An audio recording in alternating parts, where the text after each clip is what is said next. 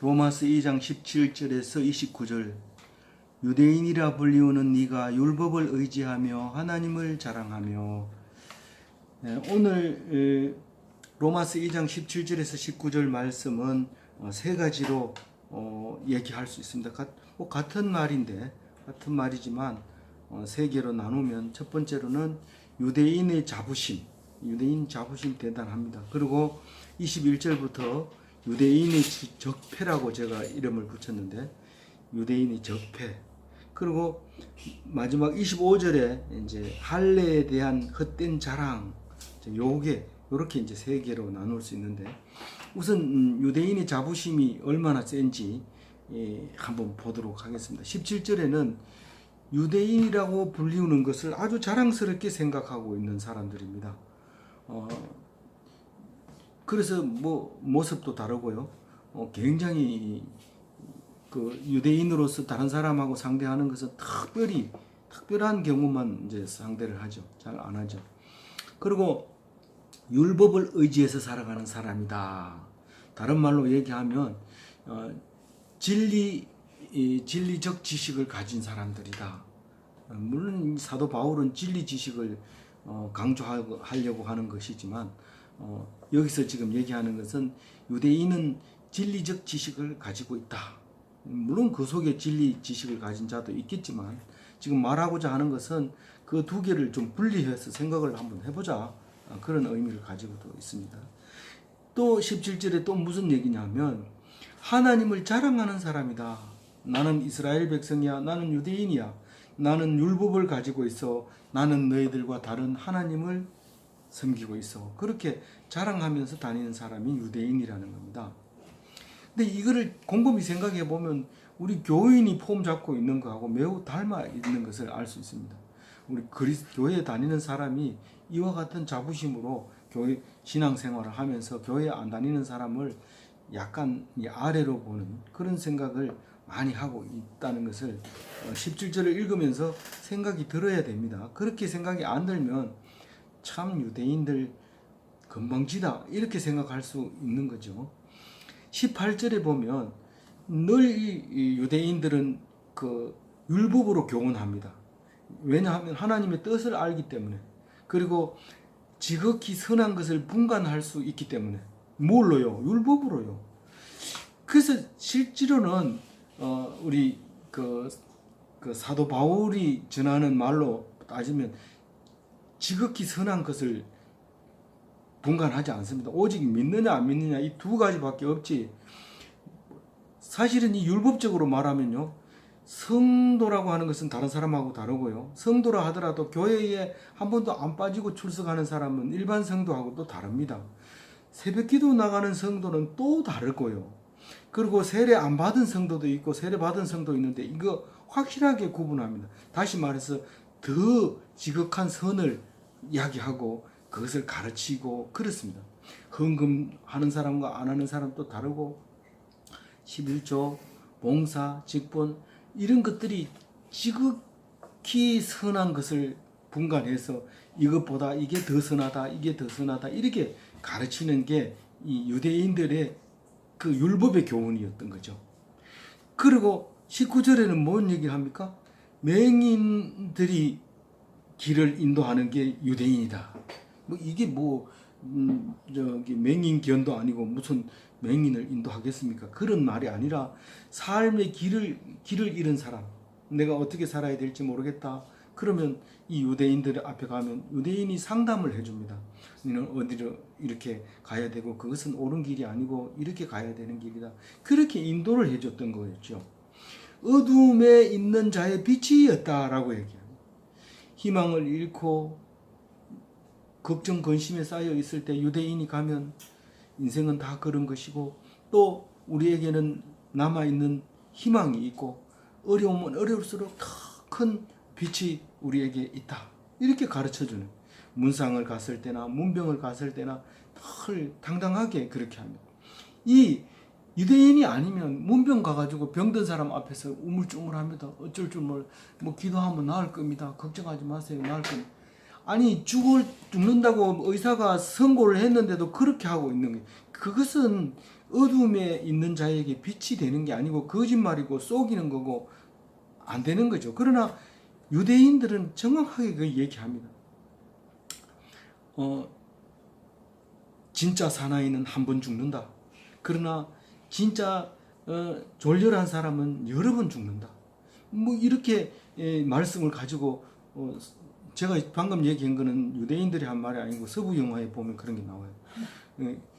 그 한 번 죽는 거를 겁내지 말아라. 누구든지 아픈 것을 통해서 죽는 거니까 병 때문에 고생하고 병하고 싸우고 이러지 말고 그냥 최대한으로 즐겁게 기쁘게 감사하고 은혜로 그렇게 살다가 가면 그 병 때문에 일평생 고생하다가 죽는 것보다 낫다. 이렇게 얘기하는 게 말씀으로 가지고 병문안 가서 강력하게 얘기하는 그 어둠에 빛을 주는 그런 사람들이었다고 자기들은 스스로 자부하고 있는 사람들입니다. 그리고 남들도 그렇게 인정을 해요. 유대인들은 그런 사람이다. 그렇게 생각해요. 그러면서 20절에 또 이런 얘기를 하죠. 율법의 본보기다. 그래. 누구가요? 유대인들이. 어리석은 자의 교사요. 그러니까 많이 배운 사람, 적게 배운 이때가 지금 그리스 로마 시대인데 이 철학을 많이 공부한 사람들은 많이 배우러 옵니다. 제자들이. 그러면 그 배우는 그 비용이 굉장히 비쌉니다. 그런데 그거를 위에 올라서는 게 이 유대인들이었다는 거죠. 그러니까 그 가르쳐 주는 그에 대해서 아주 뛰어난. 그래서 처음 교회 간 사람도 성경이 읽어지네 이거 가지고 모여가지고 그거 같이 읽어요. 그 리더가 돼가지고 그것을 가르친단 말이에요. 그런 식으로 된 거죠. 그리고 어린아이의 선생이다. 우리 그 하다샤 선교회도 어린이 캠프를 2번이나 했는데 그 어리석은 어린아이들 가르치는 그런 행사를 이렇게 하게 돼요. 그래서 지식의 모범이 돼요. 그 어떤 집 사람들이 자녀를 모아가지고 똑같은 목소리로 언제든지 가르칠 수 있는 그런 게 있겠습니까? 이 율법을 가진 유대인들만 가능한 거죠. 그래서 지식의 모범이었다라는 겁니다. 그러니까 진리의 모범이고 지식의 모범이에요. 그러니까 이제 어린아이의 선생은 주로 이제 몽학 선생이라는 말을 썼는데요. 우리 옛날 말이 몽학 선생이었어요. 그러니까 종이 어린아이를 가르치게 돼 있어요. 그래서 몽학 선생이 책을 한 권 다 떼고 나면 나중에 이제 이 아이가 어른이 되면 그때 선생님이 결국은 그 가르친 아이의 종이 돼가지고 그렇게 이제 또 섬기게 되는 그런 일이 있었는데 이 그리스 시대에도 그런 게 있었던 거죠. 그래서 율법으로 가르치고 율법으로 어른을 가르치고 율법으로 아이들을 가르쳤던 것을 유대인들을 얘기합니다. 이건 지금 어떤 유대인 보고 얘기해요? 사도 바울은 지금 고린도에서 로마에 있는 유대인들에게 얘기를 하고 있는 겁니다. 편지를 쓰고 있는 겁니다. 그러니까 유대인들이 지금 왜 이 편지를 받아야 돼요? 유대인으로서 기대하고 고대하던 그 구세주가 났는데도 그것을 인정하지 않는 거죠. 그걸 믿지 않는 거죠. 그러니까 사도 바울은 사실은 베드로하고 협의를 했죠. 너는 지금 유대인에게 전파하고 나는 이방인에게 복음을 전파하기로 하자. 그렇게 했는데 이방인에게 복음 전파하기 쉽겠어요? 유대인에게 복음 전파하기 쉽겠어요? 유대인은 다 알고 있기 때문에 그 사람을 우리가 기다리고 있지. 그렇다. 그 사람이 이 사람이다. 이래 얘기하면 되는 거예요. 근데 바울은 그거 가지고는 사람을 설득시킬 수가 없어요. 그 창조 하나님부터 시작해가지고 출애굽의 하나님과 지금 이스라엘의 하나님을 다 설명을 해가지고 비로소 예수 그리스도를 얘기하면서 거기다 플러스 이방인에게도 하나님의 자격을 줬다 믿는 자에게 이렇게 얘기하려니까 얼마나 힘들겠어요. 그런데 이 1차 전도여행, 2차 전도여행, 3차 전도여행을 길게 하면서 그 이방인 전도를 하고 나서 교리가 거의 정립이 된 상태에서 유대인들을 생각하면 가슴 아픈 거예요. 유대인들이 어디에 가장 많이 살고 있어요? 지금 현재는 로마 시대이기 때문에 로마에 많이 살고 있어요. 예루살렘에는 왜 안 살아요? 다 쫓아냈어요. 싹 쫓아내고 다 흩어져 있고 거기에는 제사장이나 뭐 예루살렘 성전 지키는 사람만 유대인만 얼마 남아 있고 다 글로 가 있는 거예요. 그래서 그 사람들에게 말하고 싶은 게 너무 많은 거예요. 아니 이방인들도 얘기하면 알아듣고 은혜를 받고 이렇게 뜨거워지는데 왜 기다렸던 유대인들은 못 알아먹느냐 이거죠. 그래서 제일 먼저는 유대인에게서 축복이 일어나야 되고 만약에 이걸 못 받아들여 가지고 저주를 받는다면 유대인이 제일 먼저 저주를 받아야 된다. 그 얘기를 이제 계속하고 있는 거죠. 그래서 오늘 이 유대인을 보고 얘기할 때 우리가 툭하면 그런 소리 잘하죠. 남은 구원시키고 자기는 구원 못 받는다고. 교인들이 말 잘합니다. 힘들고 어려운 사람 붙들다 놓고 얘기 잘하는데 정작 자기는 그렇게 못해요. 그런 경우가 참 많습니다.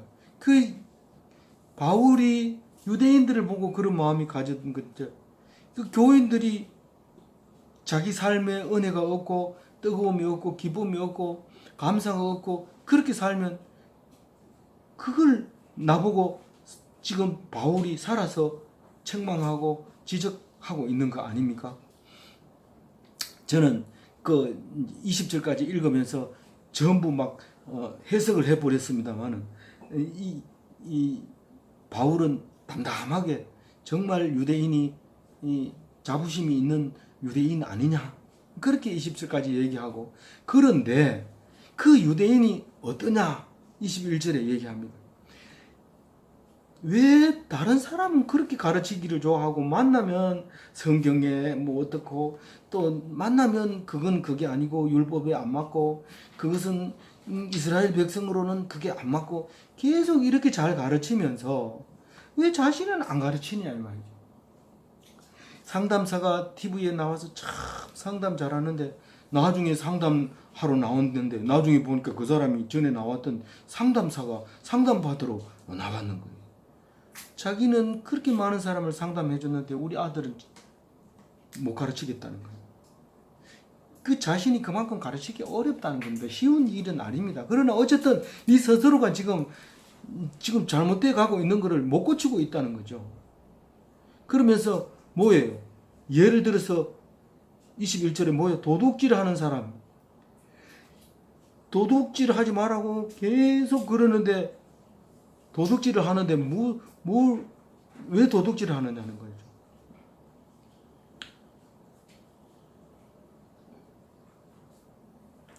마음으로 도둑질하고 실제로 도둑질하고 그게 바울이 어떻게 알아요? 안 봐도 알아요. 바울은 안 봐도 이 로마에 가본 적도 없어요. 근데 어떻게 로마 누구한테 편지를 써요? 다른 서신서를 이렇게 읽어보면 로마에 누가 있어서 편지를 써요? 전도하지도 않았는데 브리스길라 아굴라 또 빌립보 아니고 뭐죠? 아볼로 뭐 이런 사람들이 이제 장사하러 왔다 갔다 하면서 아시아에 와서 전도 받아가지고 로마에 가 있고 그런 소식을 이제 듣고 이제 이 로마서는 베베라는 그 여자 집사님이 들고 로마로 가서 전달하는 거죠.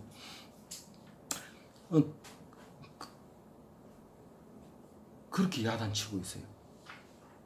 니들이 도둑질하지 마라. 왜 도둑질하냐? 21절에 그렇게 22절에 오늘의 말씀 간음하지 말라 하는 네가 간음하느냐? 어떻게 알아요? 간음한지 안 한지? 예수님이 얘기했잖아요. 간음을 하면 반드시 두 사람이 붙잡혀 와야죠. 왜 여자 하나만 데리고 왔어요? 그것도 현행범이래요. 현행범이면 혼자 가늠합니까?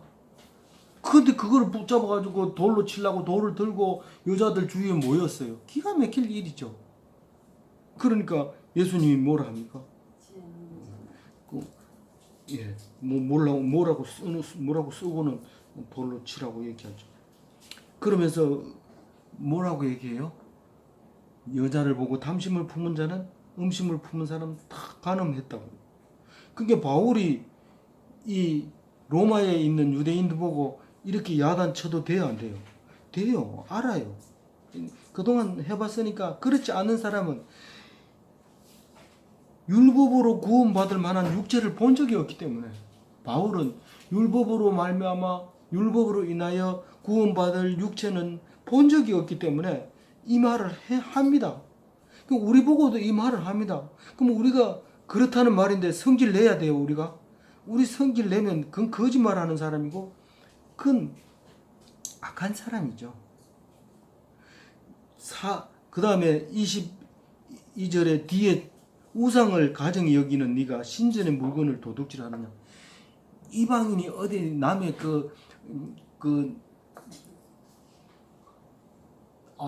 아볼로 신전에 들어가가지고 뭐 이 불상을 훔쳐 오겠어요? 그런 말을 안 하잖아요. 남들이 귀하게 여기고 그거 아니면 안 되는 것처럼 귀하게 여기는 거를 자기도 그거를 챙긴다는 거예요. 그걸 챙긴다는 거예요. 나도 좀 줘봐. 물건도 있고 돈도 있고 뭐 여러 가지가 있겠죠. 기독교 유대인이면 율법에는 그 물건이나 돈에 대해서 욕심을 내면 안 된다고 돼 있어요. 하나님께서 다 일용할 양식을 주고 필요한 건 다 채워주는데 왜 필요 이상으로 그렇게 하느냐는 거죠. 그래서 성경 말씀이 없으면요, 사람들이 토끼를 그냥 안 놔두니 다 잡아가지고 냉장고에 넣습니다. 옛날에는 토끼 잡아가지고 배부르면 그 옆에 토끼 지나가도 안 잡았어요. 근데 인간이 가만 놔두면은요, 다 잡아가지고 냉장고에 넣어가지고 다 먹지도 못하고 썩어서 내버렸대요. 23절에는 율법을 욕되게 하는 사람이라고 얘기합니다. 그렇게 율법을 자랑하면서 율법을 어긴단 말이에요. 율법을 몰라서 그런 게 아니에요. 율법은 잘 알아요. 잘 아니까 진리적 지식이에요. 그게 진리적 지식. 진리 지식은 그게 몸에 배어 있어야 돼요. 전기 기사 자격증을 딴 사람 중에 납땜하라 그러면 납땜 못하는 사람이 있어요. 그거는 자격증은 땄지만 실제로 쓰지 못하는 실력이죠. 그래서 어디 가서 니 전기 기사라고 자랑하지 마라, 이렇게 얘기할 수 있어요. 근데 납땜하는 사람 자격증을 못 따가지고 어디 기죽어가지고 가만히 있어요. 근데 고치는 거는 그 사람이 다 고쳐요.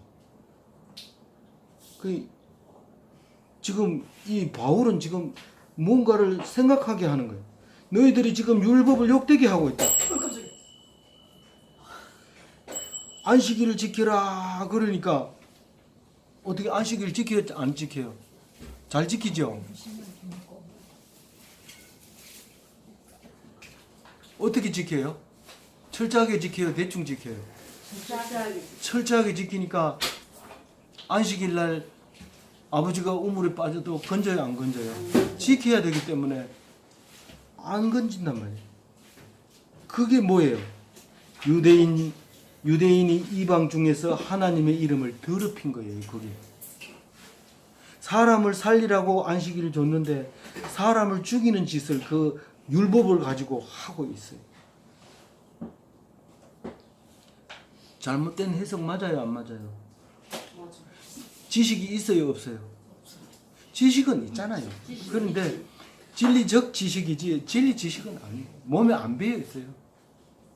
지금도 유대인들은 예루살렘에 가면 안식일 날 엘리베이터 눌러주는 아르바이트를 쓰고 있어요. 그거 누르면 일이라고 뜻하고 있어요. 그런 율법적 지식을 가지고 있었던 거예요. 진리적 지식. 그래서 뭐 이방인 중에 하나님의 이름을 더럽힌 게 한두 개가 아니래요. 에스겔서에도 보면은요, 더럽힌 나의 거룩한 이름을 위해서 너희들을 다 멸망 안 시키고 조금 남겨가지고 그거를 살려서 다시 나라를 세우겠다고 그렇게 얘기합니다. 이사야서는 책이 좀 이상한 책인데, 역사적으로 실제로 있으면서 긴 역사 뒤에다가 엉뚱한 역사를 집어넣어가지고 이렇게 해서 역사책도 아니면서 우리에게 엄청난 중요한 책이 이사야서인데, 52장 저 뒤에 가면은 내 이름을 항상 종일토록 더럽히는, 누가요? 누가? 유대인. 안식일 날도 유대인이 온통 하나님 얘기하고 주일 주중에 계속 하나님 얘기하는데, 좀 그 얘기 안 하면 차라리 그만 잊어버리니까 더럽히지는 않지만 댕기면서 자꾸 얘기하니까 결국은 이름을 더럽히는 거예요. 그게 더러운 사람이 그렇게 돼버린 거예요. 일상생활에서. 그러니까 교회 다니는 사람이 차라리 교회에서만 뭐 신앙이 있든지 없든지 교회에서만 끝나면 세상 중에, 그러니까 다른 사람 이방인들 중에서는 그런 게 안 나타나요. 근데 그 교인이라고 하면서 사회생활을 하면서 자꾸 장로 명함 꺼내고, 또 뭐 명함이 있어요. 그래도 장로 명함이 제일 낫네. 그거 딱 꺼내놓고 막 사업하고 막 그렇게 하는 거예요. 그게 항상 종일토록 더럽히는 거예요. 그걸 얘기하는 거예요. 25절에부터는 다른 얘기합니다. 유대인들이 적폐가 20절, 21절, 22절, 23, 24 아주 정확하게 지적하는 거예요. 전에는 적폐라는 말 잘 안 썼는데 이번부터는 잘 써요. 정확하게 이름을 잘 붙였어요. 안 그랬으면 이거를 뭘 쓸지 모를 뻔했는데, 25절부터는 우리가 잘 아는 할례에 대해서 얘기합니다. 우리는 할례하고 관계없으니까 이거 안 읽어도 되겠다, 그냥 넘어가죠, 이러면 안 되는 거예요. 이 유대인들이 이때 당시에 얼마나 할례를 자랑하고 다녔는지 몰라요. 그래서 하나님 믿는다고 이방인들이 이 선포를 하면, 야 그럼 니 이리 와, 할례 해야 돼, 내가 해줄게, 막 그렇게 해준 거예요. 그래서 헛된 자랑이다. 이 자랑이, 이게 17절에 자랑 나오는데 여기도 지금 자랑이라는 단어는 안 나오지만 네가 지금 할례를 얼마나 자랑스럽게 생각하는지 한번 봐라. 이 할례는 율법을 지키면 유익하다. 율법을 지키면 할례가 뭐가 유익할까요? 이게 언약의 표입니다. 그러니까 무슨 뜻이냐면, 헌금을 교회에 헌금을 했어요. 그럼 유익해요, 안 해요? 근데 유익 안 할 수 있어요. 교회 헌금하고 굉장히 고통을 당하고 힘들어하는 사람이 있어요. 어떤 사람이 그럴까요? 이게 지금 할례하고 똑같은 거예요. 할례를 했는데 율법을 안 지키고 할례했다고 막 보여주면서 다니면서 자랑하고 다녀요. 그러면 그건 하나도 유익하지 않단 말이에요. 어떤 사람이 유익해요? 헌금을 했으면 은혜가 넘쳐서, 그러면 그 은혜, 헌금했는 것 때문에 은혜 위에 또 은혜가 넘쳐서 너무 좋아. 그래서 은혜만 넘치는 게 아니라 헌금한 사람은 더 큰 은혜가 있어. 헌금만 해도 안 되고 은혜만 넘쳐도 안 되고, 은혜 넘치는 사람이 헌금하면 더 은혜가 넘쳐. 그게 유익해요. 헌금을 해놓고 네가 은혜가 넘치면 이 헌금이 너에게 유익하다. 그 얘기를 첫 번째 하는 거예요. 두 번째는요, 율법을 어기면 할례는 아무 소용이 없다. 교회 가가지고 교회 욕하고, 딴 데 가가지고 교회 욕하고, 딴 데 가서 그러면 괜찮은데 세상에 나가가지고 막 욕하고 이러면 지금까지 냈던 11조가 다 소용이 없지. 근데 내가 일평생 죽을 뻔했는데, 내가 진짜로 자살할 뻔했는데 그 설교를 듣고 살아났잖니. 너 거기 가서 좀 들어봐. 그러면 그 교회를 나왔다 하더라도 자기는 그것으로 말미암아 더 큰 은혜를 얻을 수 있다는 거예요. 25절에 얘기하고 있는 거죠. 26절은 뭔 얘기해요? 할례 받지 않는 자가 율법을 지키면 할례자를 뭐라고 할까요? 이 26절은 할례자가 무할례자가 그 율법을 지키면 무할례자하고 할례자하고 똑같지 않느냐 이 말이죠. 그러니까 할례를 받는 게 중요해요. 율법을 지키는 게 중요해요. 율법을 지키는 게 중요하잖아요. 그러니까 교회 가면 은혜 받는 게 중요해요. 헌금 내는 게 중요해요. 은혜를 받으면 헌금 내나 안 내나 똑같단 말이에요. 그 얘기가 26절 얘기입니다. 그죠?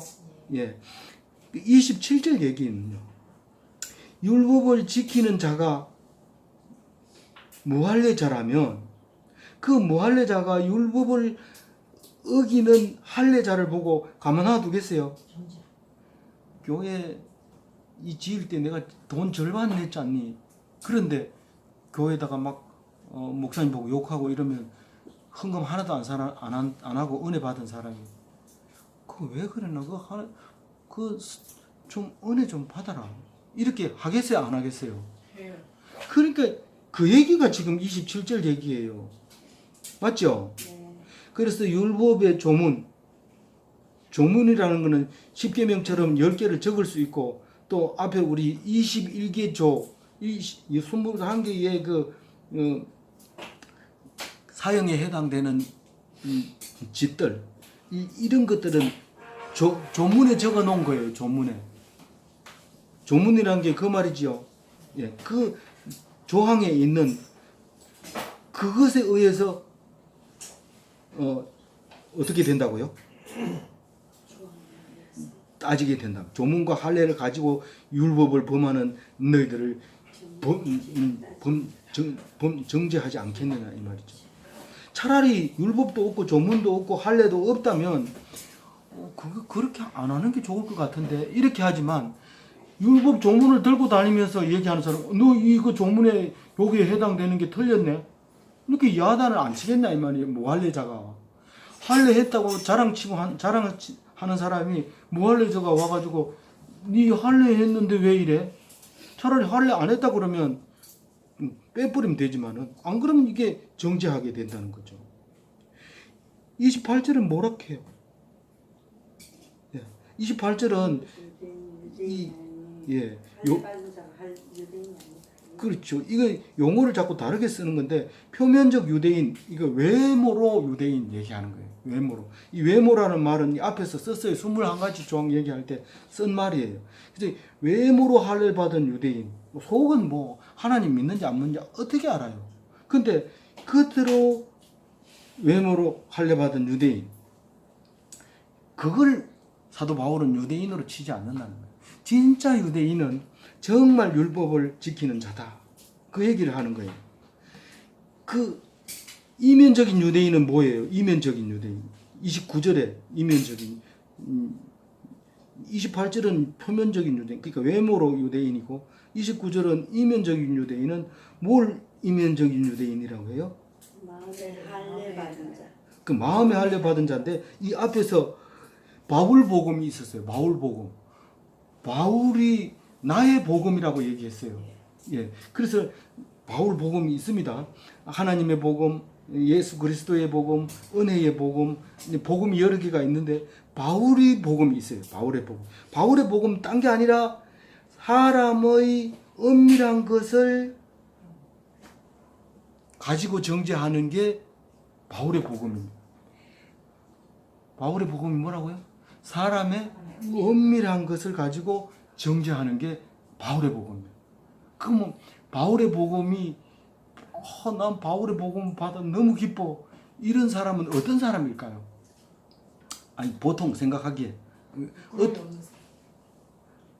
그렇죠?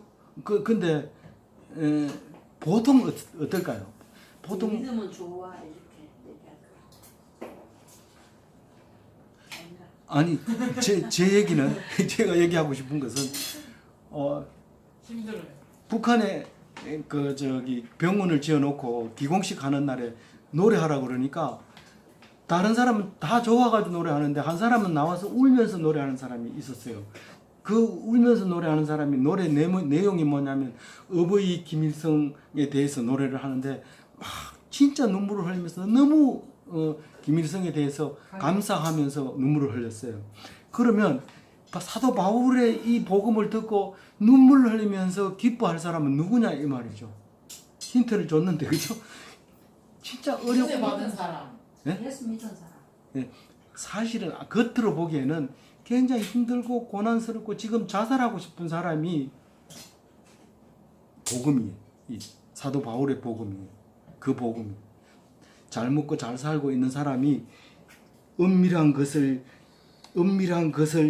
정죄한다 하는 게 내 복음이다. 그러면 온갖 더러운 짓을 하는 사람은 기절할지도 몰라요. 그게 복음이 아니고 저주일 수도 있어요. 네. 어쨌든 지금 29절 얘기는 은밀한 것을 할례한 것. 그러니까 할례했는 걸 자랑할 수 있어요, 없어요? 은밀한 것을 어디다 내놓고 자랑해요? 했는지 안 했는지 은밀한 곳에 숨어 있는데 그걸 볼 수 있어요? 알 수가 없잖아요. 물론 남자들끼리 목욕탕 가면 볼 수는 있지만 은밀한 것을 할례를 한 사람은 할례라고 말을 하면 안 돼요. 입을 부끄러운 그 은밀한 곳을 할례를 받은 사람이 어떻게 그걸 얘기해요? 말 못해요. 속으로 자기 스스로 하나님 알지요. 그렇게 해야지. 다니면서 할례 나 할례인이다. 뭐 이렇게 얘기하면 안 되는 거예요. 그래서 할례는 좋은 거예요, 나쁜 거예요? 좋은 거. 그게 자랑하라는 거예요, 말하는 거예요. 말하라. 오른손이 한 것을 왼손이 모르게 하라는 것을 예수님이 뭐를 그렇게 하라고 그랬어요? 선행을, 구제를 그렇게 하라고 그랬어요. 그러니까 할례를 자랑해야 돼요, 안 해야 돼요? 안 해. 이 사람은 할례를 받은지 안 한지 몰랐어. 근데 남들을 위해서 죽은 걸 보니까 염하려고 보니까 할례를 했더라. 이렇게 돼야 돼요.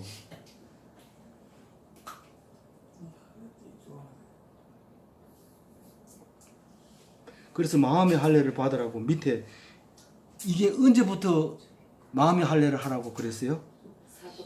이 신명기부터 했잖아요. 사도 바울부터 한 게 아니고 신명기, 예레미야, 에스겔서 그렇게 다 해놨어요. 사도행전에서는 마음과 어디다 하라고요? 귀에다 하라고. 귀에다. 귀에 할례 받은 사람은 골라서 들으라는 얘기예요. 골라서 들으라. 아무거나 다 듣지 말고. 예? 네. 그리고 마음에 할례 하라는 거는 아무도 모르게 하라는 거예요. 할례를. 자랑하지 마요. 교회 다닌다고 자랑하지 마요. 그래서 오늘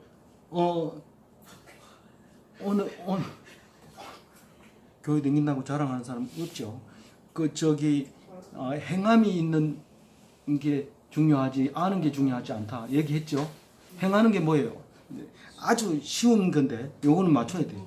행하는 게 뭐예요? 예? 믿는 거. 예, 믿는 거예요. 그래도 사모님이 제일 낫네.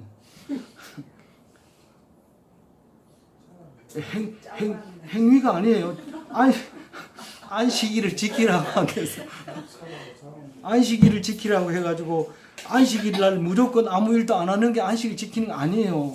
하나님이 나를 사랑하기 위해서 안식일을 쉬라고 했다. 그것을 믿는 믿음이 중요해요. 그러면 안 쉬어도 돼요. 안 쉬어도 그 은혜 감격하는 게 안식일이에요. 그래서 은혜로 말미암아 의롭다 하는 거지. 다시 말해서 여기서 말하는 것은 행위로 말미암아 의롭다 하는 거지. 안다고 말미암아 의롭다 하는 게 아니고 율법을 듣고 묵상한다고 해서 의롭다고 하는 것이 아니라 믿음으로 말미암아 의롭다 하는 것이고 그게 행위라고 계속 얘기하는데 못 알아듣는 사람은 못 알아들어요. 믿음으로 구원받는 그리스도인이 되시기 바랍니다. 아멘.